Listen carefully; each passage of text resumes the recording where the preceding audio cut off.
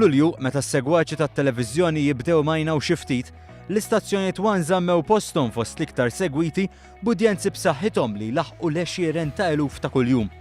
Skont ħariġ tal-Awtorità tax-Xandir li sar Lulju, xahar wara l-kampanja elettorali, One News żamm udjenzi li jisbqu bil-kbir dawk ta' Net News. Fien minnhom iħabtuha ma' dawk tal-Istazzjon Nazzjonali li l-aħbarijiet tiegħu jixxandar waħdu.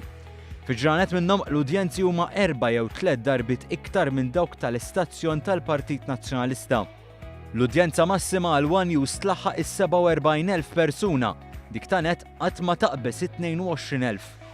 Meta wieħed iqabbel l-udjenzi medji tat-televiżjoni, isib li anke hawn One ħabbata mal-Istazzjon Nazzjonali u l-udjenzi huma 3 darbiet iktar minn Net.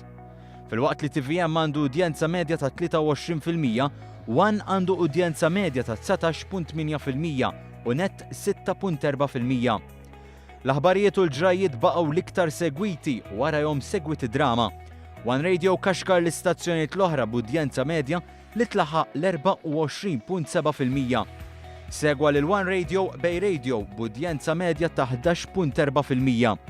Fuq ir-radju jibqgħu b'saħħithom ukoll il-programmi politiċi fosthom dawk li jixxandru kuljum fin-nofsija fuq One u Sibt il-Punt is-Sibt filgħodu.